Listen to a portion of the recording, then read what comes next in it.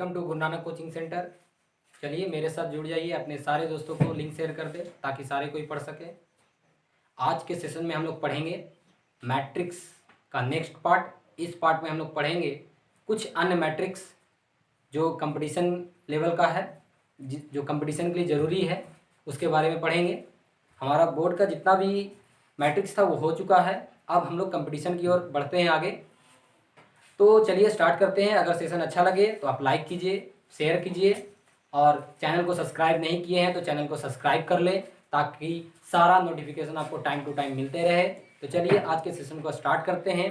Copy pen लेकर बैठ जाइए और सारी बातों को सुनिए और नोट डाउन करते चले जाएंगे, ठीक है।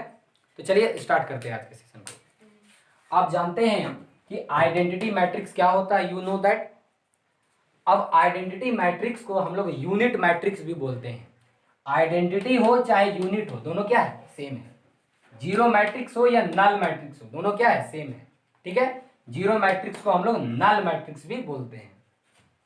अपर ट्रायंगुलर मैट्रिक्स क्या है, ये हमारा जो सिलेबस है, ये जो टॉपिक है, ये अब कंपटीशन एग्जाम के लिए बहुत जरूरी है। इससे क्वेश्चन एराइज होता है, ठीक है। तो चलिए स्टार्ट करते हैं। अपर ट्रायंगुलर मैट्रिक्स क्या है?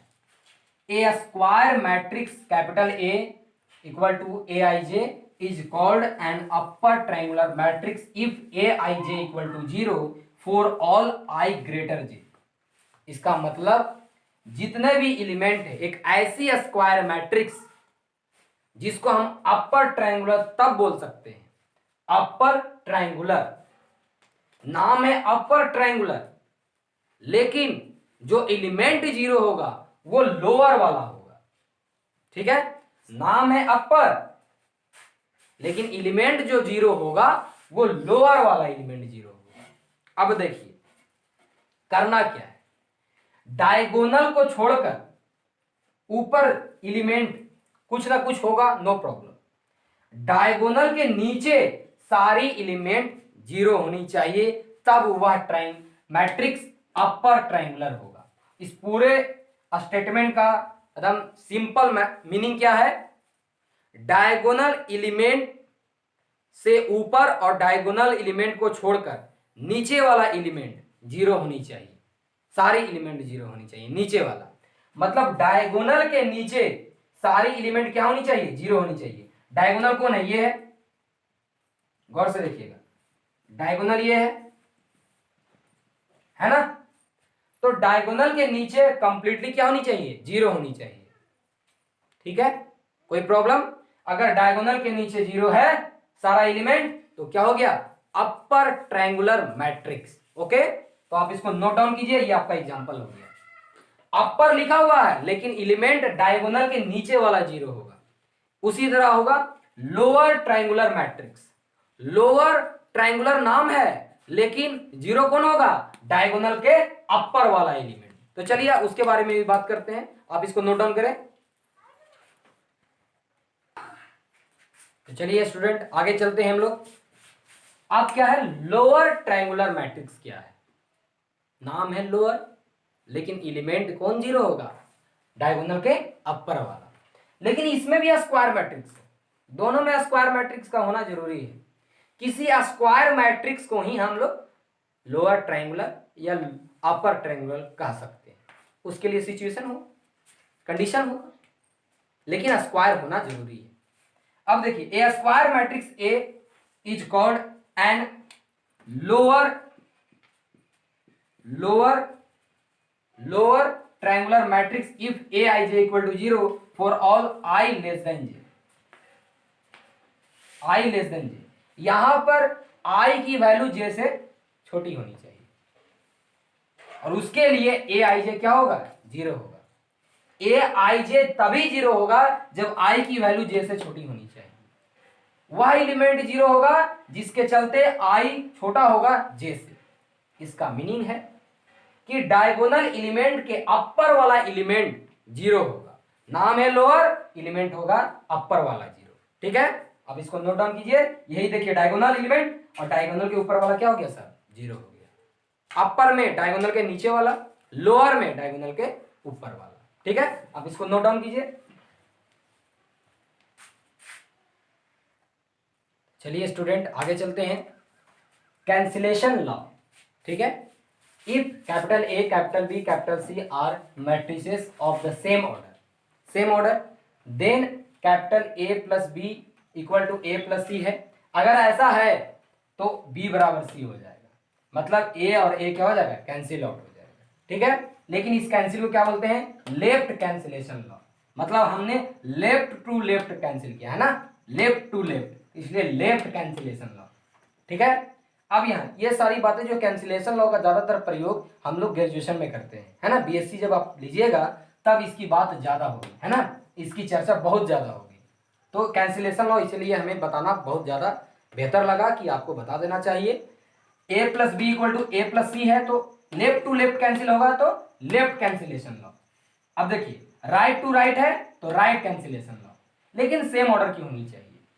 अब मैं आपको मल्टीप्लिकेशन में बहुत सा लॉ ये बताया है ना, लॉ और associative law, distributive law, addition में कम्यूटेटिव लॉ, और ये भी मैंने आपको बताया है कि इन जनरल मल्टीप्लिकेशन के केस में कम्यूटेटिव लॉ होल्ड नहीं करता है। In general commutative law is not hold for multiplication, क्योंकि कम्यूटेटिव लॉ कभी एग्जिस्ट करता भी है और कभी नहीं करता है इन मल्टीप्लिकेशन के केस में, लेकिन हमेशा होल्ड करता है एडिशन के केस में। लेकिन एक बात देखिए, जैसे for example a plus b, मान लीजिए ए 2x3 ऑर्डर का है और बी 2x2 ऑर्डर का है, तो क्या ए प्लस बी डिफाइंड होगा? If the order of a is 2x3 and order of b is 2x2, then a plus b is defined? No, because किसी भी दो मैट्रिक्स का समेशन के लिए हमें क्या चाहिए, सेम ऑर्डर का मैट्रिक्स चाहिए। जब ए प्लस बी डिफाइंड ही नहीं है तो कम्यूटेटिव लॉ की बात कहां से होगी? इसका मतलब कम्यूटेटिव लॉ हो, चाहे मल्टीप्लिकेशन का केस हो, चाहे एसोसिएटिव लॉ हो, चाहे एडिशन का केस हो, चाहे मल्टीप्लिकेशन का केस हो, चाहे कोई भी ऑपरेशन हो, चाहे एडिशन का ऑपरेशन हो, चाहे मल्टीप्लिकेशन का, अगर डिफाइंड होगी तब हम उसकी बात करते हैं। जैसे for example a cross b, a into b, capital a into b is defined. अगर बी इंटू ए डिफाइंड है ही नहीं तो हम लोग कम्यूटेटिव लॉ की बात कहां से करेंगे? क्योंकि दोनों को डिफाइंड होना होगा, और तब अगर इक्वल होता है तो कम्यूटेटिव लॉ होल्ड भी कर सकता है और नहीं भी कर सकता है, क्योंकि मल्टीप्लिकेशन के केस में तो 100% नहीं है कि होल्ड करेगा ही करेगा। 10% का ही केस है, 10% की क्या, 5% 6% आप मान लीजिए कि होल्ड करता है, 95% मान के चलिए कि नहीं होल्ड करता है। तो फाइनल रिजल्ट क्या निकलेगा? In general the multiplication of matrices not hold commutative law. लेकिन एसोसिएटिव तो होल्ड करता है। लेकिन एसोसिएटिव लॉ चाहे कम्यूटेटिव की एडिशन की बात करें, एसोसिएटिव लॉ या एडिशन की बात करें, चाहे मल्टीप्लिकेशन की बात करें, लेकिन जब अगर एडिशन की बात करते हैं तो ए प्लस बी छोटी ब्रैकेट प्लस सी, अगर ए प्लस बी छोटी ब्रैकेट प्लस सी डिफाइंड हो गया मान लेते हैं, और ए प्लस बी प्लस सी डिफाइंड ही नहीं है अगर बी प्लस सी, तो हम एसोसिएटिव की बात कहां से करेंगे? फिर एसोसिएटिव हो चाहे कम्यूटेटिव हो, चाहे डिस्ट्रीब्यूटिव हो, चाहे आइडेंटिटी हो, किसी की भी बात तब करेंगे जब डिफाइंड होगा। मतलब वेन एवर का केस लग जाएगा। जैसे ए इंटू छोटी bracket b into c equal to a into b छोटी bracket into c, associative law है। लेकिन ये दोनों डिफाइंड होगा तब अब हम बात करेंगे कि दोनों इक्वल आया तो एसोसिएटिव लॉ होल्ड कर रहा है। अब जब राइट हैंड डिफाइंड हो रहा है और लेफ्ट हैंड डिफाइंड ही नहीं हो रहा है तो हम लोग बात ही नहीं कर सकते हैं एसोसिएटिव लॉ का, क्योंकि दोनों अगर डिफाइंड होता तब दोनों को चेकआउट करते क्या ये दोनों बराबर है। बात समझ में आ रहा है? मीनिंग समझिए मेरा बोलने का, कि दोनों डिफाइंड होगा तब हम डिस्कशन कर सकते हैं कि क्या ये दोनों इक्वल है तो होल्ड करेगा, नहीं फिर नहीं कर सकता अगर नहीं होगा तो। लेकिन दोनों डिफाइंड होगा तभी तो। जैसे फॉर एग्जांपल कोई दो स्टूडेंट है, ठीक है। अब एक स्टूडेंट स्टडी कर रहा है और एक स्टूडेंट पढ़ाई से उसको मतलब ही नहीं, ना स्कूल में नाम लिखाया, ना कहूँ कोई भी ट्यूशन करता है, कुछ नहीं करता है वो। बात समझ में आ रहा है कि एक स्टूडेंट पढ़ाई कर रहा है अपने स्कूल में और एक स्टूडेंट वर्कर है, इकोनॉमी के कारण, आर्थिक के कारण। लेकिन क्या अब दोनों का कंपेयर जब स्टडी के केस में करेंगे, कंपैरिजन, तो यहां पर दोनों पढ़ता तब तो कंपैरिजन करते कि कौन कितना तेज है। अब जब स्टडी एक कर ही नहीं रहा, मतलब एक डिफाइंड ही नहीं है स्टडी के मामले में और एक डिफाइंड है, तो हम कैसे कंपेयर कर सकते, कैसे किसी बात को हम बता सकते कि होल्ड करेगा कि नहीं करेगा। बात समझ में आ रहा है। उसी तरह जैसे अगर एडिशन के केस में कम्यूटेटिव लॉ होल्ड करता है, अगर a प्लस बी डिफाइंड है और b प्लस ए भी अगर डिफाइंड होगा तभी तो हम कह सकते हैं ना, तब हम चेकआउट करेंगे कि a plus B equal to B plus A है कि नहीं। सबसे पहले डिफाइंड होना होगा, अब डिफाइंड ही नहीं रहेगा तो उसका बात कहां से करेंगे। बात समझ गए। चलिए आगे चलते हैं, या आप इसको नोट डाउन कर लीजिए सबसे पहले।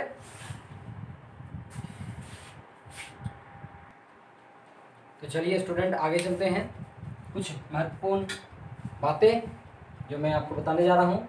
कैपिटल ए एक मैट्रिक्स है ना, तो कोई मैट्रिक्स और जीरो मैट्रिक्स मल्टीप्लाई करेंगे तो क्या होगा, जीरो होगा, है ना। कोई दिक्कत, कोई भी मैट्रिक्स है उसमें मैं जीरो मैट्रिक्स को मल्टीप्लाई करूंगा तो क्या होगा, जीरो होगा। Any problem.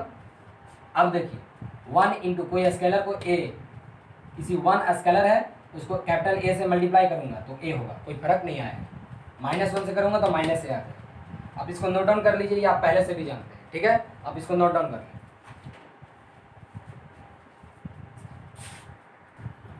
तो चलिए स्टूडेंट आगे चलते हैं। देखिए फॉर एनी स्क्वायर मैट्रिक्स, किसके लिए, फॉर एनी स्क्वायर मैट्रिक्स। ए का मतलब ए के पावर 1, ठीक है। a n प्लस 1 का मतलब a n into A. n क्या है, नेचुरल नंबर, और you know that natural number को हम लोग पॉजिटिव इंटीजर भी बोलते हैं। नेचुरल नंबर को हम लोग पॉजिटिव इंटीजर भी बोलते हैं। अब देखिए ए स्क्वायर का मतलब a2 को लिख सकते हैं 1 प्लस 1, मतलब इसके अनुसार चला जाए तो a के पावर 1 इंटू ए के पावर 1। अब a के पावर 1 को हम क्या लिख सकते हैं, a लिख सकते हैं, मतलब a इंटू ए, ठीक है। ये आप समझ चुके होंगे, एकदम जनरल चीज़ है। उसी तरह मैंने यहाँ पर सारा चीज़ लिख दिया है, आपको रिमेंबर हमेशा रखना होगा, इसलिए नोट डाउन कर लीजिए। चलिए स्टूडेंट आगे चलते हैं।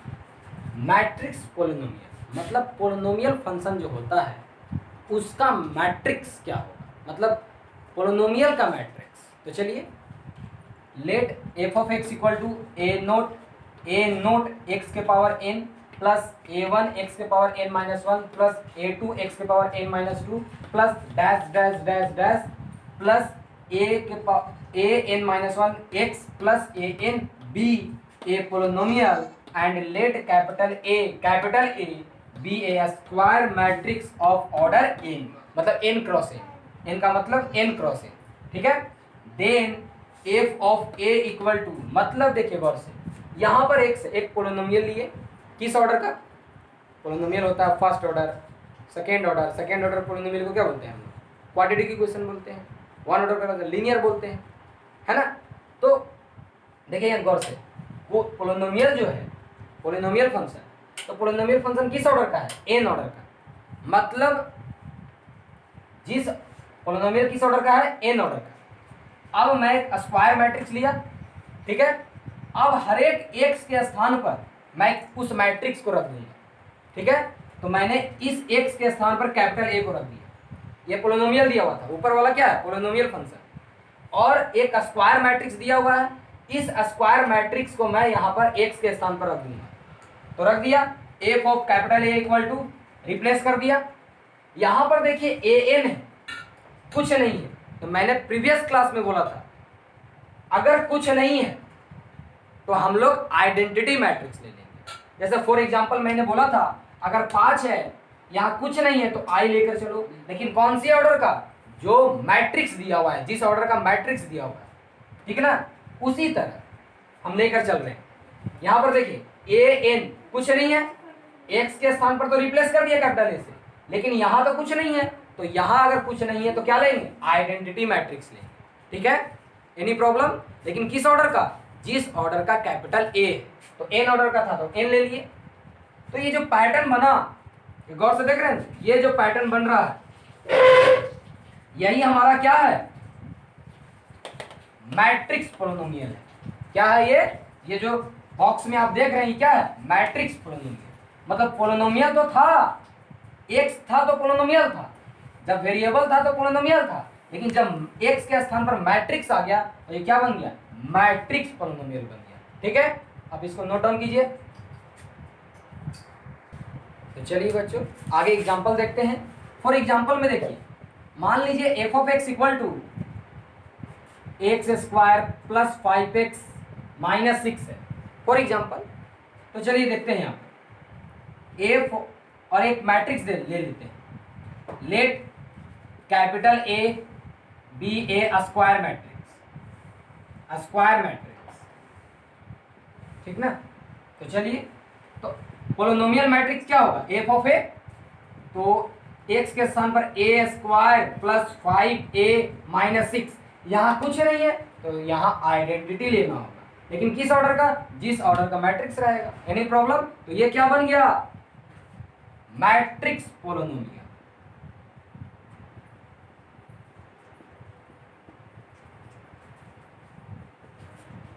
ठीक है, नोट डाउन कीजिए।